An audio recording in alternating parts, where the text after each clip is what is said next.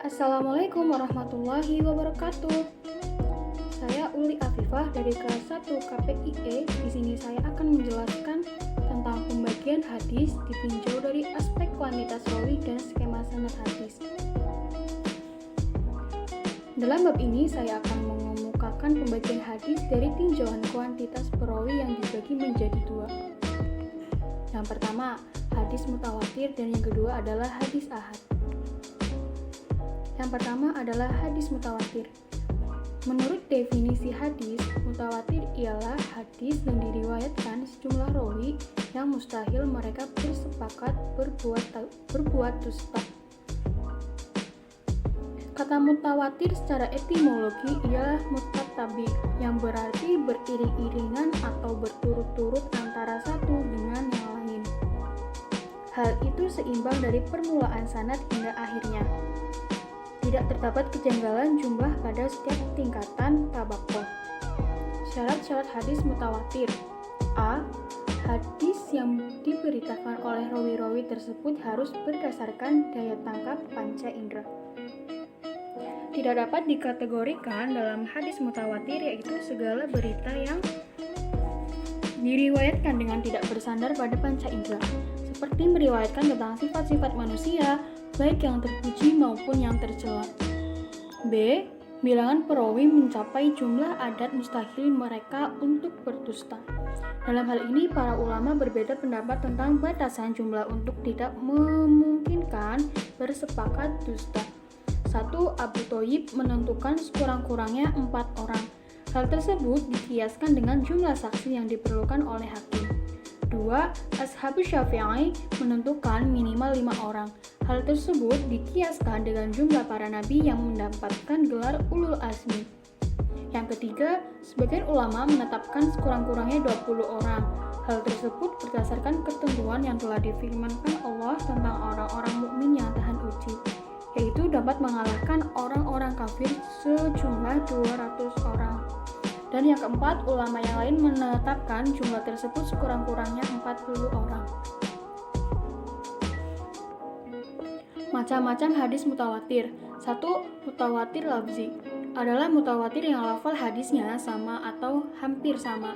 Contoh, Rasulullah SAW bersabda, "Barang siapa berdusta atasku dengan sengaja, hendaklah ia bersiap tempat duduknya di dalam neraka."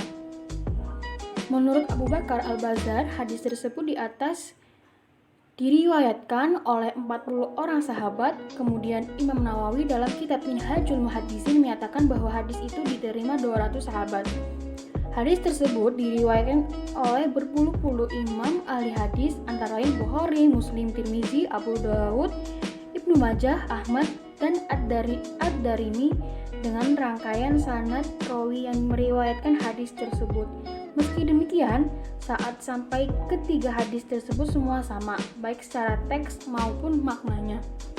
Dan yang kedua ada mutawatir maknawi, adalah mutawatir dengan makna umum yang sama walaupun berbeda redaksi dan perincian maknanya. Contoh, Umar bin Khattab berkata, Rasulullah SAW apabila telah mengangkat kedua tangannya pada waktu berdoa belum menurunkan keduanya sebelum menyapukan keduanya itu ke mukanya. Hadis riwayat Tirmizi. Kehujahan hadis mutawatir. Ulama sepakat bahwa hadis mutawatir dapat dipakai sebagai hujjah atau dasar hukum, sebab bersifat daruri atau dogmatis karena tidak menerima lagi akan kajian ulang atau penelitian kembali. Hadis mutawatir membawa keyakinan yang qot'i atau pasti dengan seyakin-yakinnya bahwa Nabi Muhammad SAW benar-benar bersabda atau mengerjakan sesuatu seperti yang diriwayatkan oleh rawi-rawi mutawatir. Yang kedua ada hadis ahad. Hadis ahad adalah hadis yang para rawinya tidak mencapai jumlah rawi hadis mutawatir, baik rawinya 1, 2, 3, 4, 5 atau seterusnya, tetapi jumlahnya tidak memberi pengertian bahwa hadis dengan jumlah rawi tersebut masuk dalam kelompok hadis mutawatir. Hadis ahad dilihat dari jumlah kuantitas rawinya dibagi menjadi 3 bagian, yaitu 1.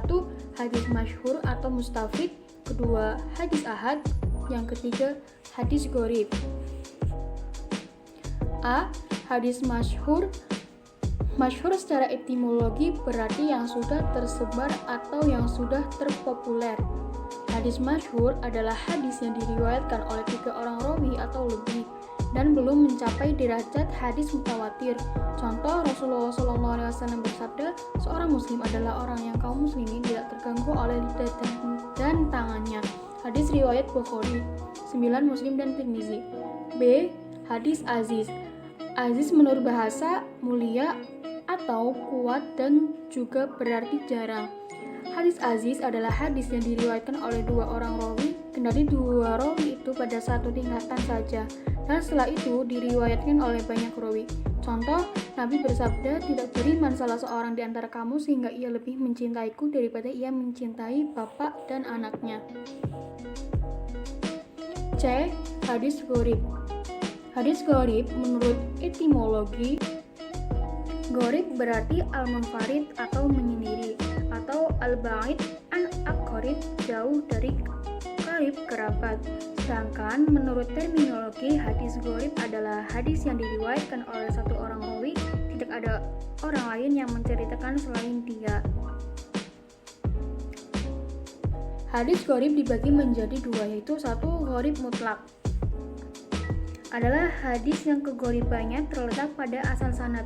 Maksudnya, hadis yang pada saat disampaikan oleh Rasulullah hanya diterima oleh satu orang sahabat. Misalnya, innamal a'malu binniyat, artinya bahwa setiap perbuatan itu tergantung pada niatnya.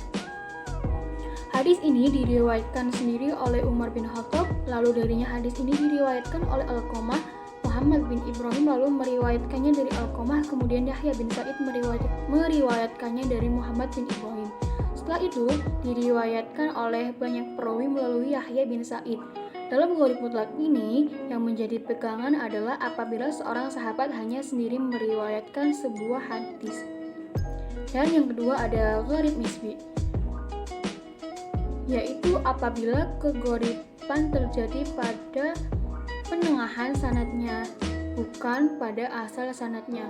Maksudnya, satu hadis yang diriwayatkan oleh lebih dari satu orang perawi pada asal sanadnya. Kemudian dari semua perawi itu, hadis ini diriwayatkan oleh satu orang perawi saja yang mengambil dari para perawi tersebut. Semisal hadis anna Nabiya sallallahu alaihi wasallam dakhala Makkah yaumal fathi ala ra'sihi maghfar, yang artinya bahwa Nabi Muhammad SAW masuk kota Mekah dengan mengenakan penutup kepala di atas kepalanya. Hadis ini hanya diriwayatkan oleh Malik bin Anas dari Az-Zuhri, dinamakan dengan gharib nisbi karena kesendirian periwayatan hanya terjadi pada perawi tertentu. Berikut contoh skema sanad hadis aziz, yaitu dari Rasulullah, kemudian Abu Waqid Alai, kemudian Donarah, kemudian Malik, kemudian Yahya ibnu Yahya, kemudian sampai ke Muslim. Yang kedua ada Rasulullah, kemudian ke Aisyah, kemudian Arwah, Khalid ibnu Yazid, kemudian ke Ibnu Lahinah, dan terakhir ada Ad-Duraqutni. Demikian yang dapat saya sampaikan. Apabila ada kesalahan mohon dimaafkan karena saya juga masih belajar. Demikian dari saya. Wassalamualaikum warahmatullahi wabarakatuh.